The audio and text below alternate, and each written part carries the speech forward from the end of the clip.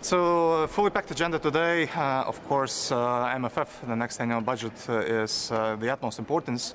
And today we, together with another 15 countries, are presenting in the joint position. It's an important step and the pursuit of solidarity among the majority of member states. We think that our position is quite rational and realistic, and it represents the majority also of our national important points. Of course, one of them is fair situation for our workers in agricultural sector, but also connecting facilities, financing for that. We have quite a lot of transportation, important big projects in Europe, and we need to be able to finance that. And overall, we believe that in current situation, when we have challenges which are emerging, actually, we're having more and more of them, we need to have adequate financing to actually be ready to tackle them, to be ready to be competitive as a union, and be ready to face the future problems if they will emerge. Another topic is important for us is a relationship with the United Kingdom. Latvia historically has been very close to UK, both politically and in defense industry, for example, and now it's also one of the countries who is supporting Ukraine the most, both militarily, economically, and helping Ukrainian people. So we share the same values, and we share the same history. And as close as we can be, we should be with the United Kingdom. And last but not least, rule of law. Today we're discussing Latvia as well. Our progress, our recommendations. We will share the best practices. We have some things we can be proud of. For example, Latvia is top 3 in European Union in digitalization of justice system, which makes it easier and faster for the people. So these are the main things. And if you have questions, please. Regarding your position on the MFF, yes. What does it mean, adequate financing? So the 1.8 billion, they are enough? Well, adequate financing in our case, we believe, should be at least the same as we have now, but probably more. Because like 7 years ago when we discussed the last budget, we didn't have COVID, we didn't have war in Ukraine, we didn't have Strait of Hormuz, we didn't have peak of oil prices. So these are new emerging crises, and if we as a union want to be competitive and if we want to tackle them, we need to have adequate resources for that. So we can't cut the resources at this moment. Of course, we need to be flexible, and in our case, what does that mean is that we are ready to talk about own resources, how to expand them, and how to maybe have more money out of them. But there should be good balance, and at the end of the day, we just can't be underfinanced if we want to be successful on the world stage. This is the time to be. If you would pick one of the own resources that were already proposed? Well, I think we have quite a lot of leverages if we talk about taxation for gambling, for example, or for different substances like alcohol and tobacco. So these are one of the things that. The war in Iran really changed the discussion on MFF, for example, for agriculture, because they are now really under pressure? Well, it really added some angle to the discussion because, of course, many more countries are now speaking about the security of food production. And we also believe in Latvia that this is definitely not the time when we can cut the resources for that, because this is one of the conflicts which can possibly bring devastating effect on the world food market. And we need to have safe space here in Europe for our agriculture workers to actually be able to produce probably even more than before, because someone needs to be a safe haven, and why not Europe? Allow me one more question Please. on Ukraine. Yes. Is it clever to push for Ukraine as an associated member? What about the other in the waiting room? What is your position on that? That is, so first of all, that is a great proposal from Chancellor Merz. We need to definitely discuss the details and hear from the Chancellor actually what is underneath that. Well, we have several countries in the pipeline who are ready to start accession talks or who are ready to actually become a member of the European Union soon. Not only Ukraine, but Ukraine is among them. Of course, there should be probably more pressure towards starting talks with Ukraine, because this is what has been in our pipeline for a while. But we definitely can't forget about those countries who are ready. Latvian position remains unchanged. Accession and accession talks and enlargement should be always merit-based and values-based. When they have same values, when the countries are doing their homeworks, we are open, and it doesn't matter if it is Ukraine or any other country. Everyone who is ready is welcome. But of course, we need to send signal to the country who is devastated by the war, and we should take that into consideration.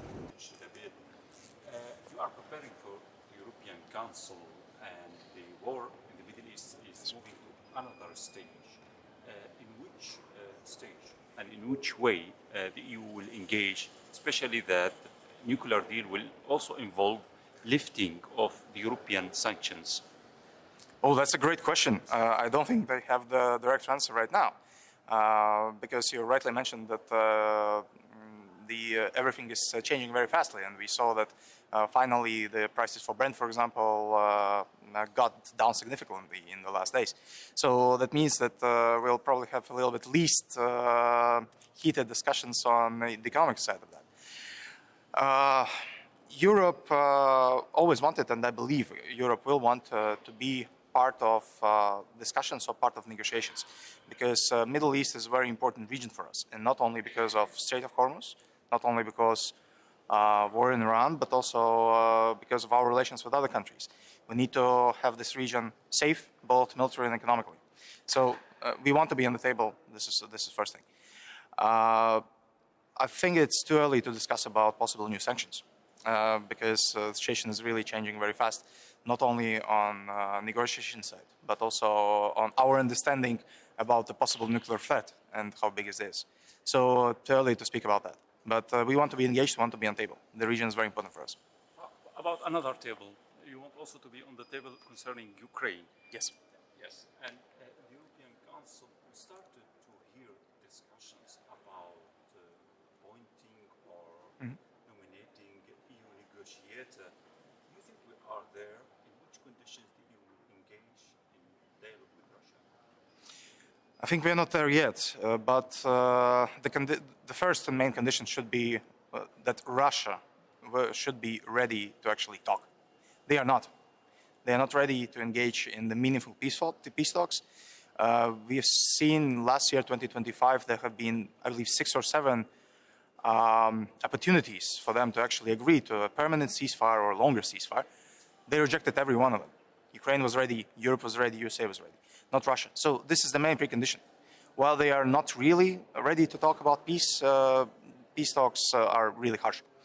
But of course, we should be on the table. It's not only our need. Ukraine is Europe, and this is about the whole European security.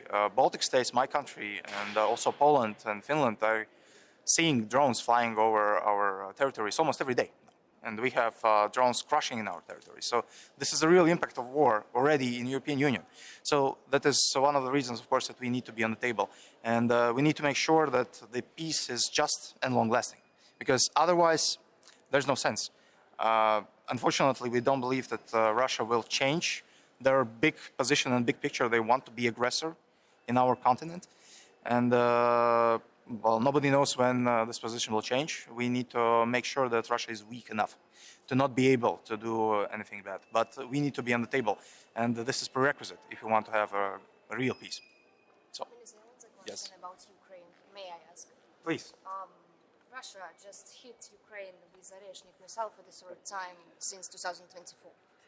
Has it somehow changed your perspective on Russia-Ukraine war now?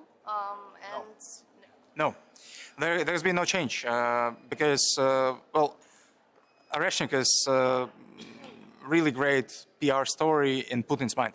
It's not a great PR story in our mind, because we have saw several hits and many big communication about those hits, but nothing really is changing. And I think that Russia is proving that they are becoming weaker and weaker on the battlefield. Well, we see that they cannot really progress on the battlefield. They cannot even fulfill one of their targets. But Ukraine is becoming stronger and stronger. And I have zero indications that any Russian hits or any other hits will change that. So, what kind of pressure, what kind of sanctions can prevent such attacks? Well, sanctions work in long term. There are sometimes discussions that they are not effective, but they actually are. But they are not effective tomorrow and in a week. They're effective in the long term.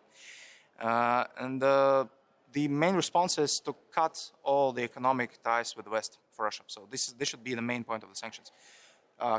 Shadow fleet, very important right now because it gives a lot of money to full war economy and also to actually try to target our critical infrastructure. For example, in the Baltic Sea, this is what Russian shadow fleet is doing.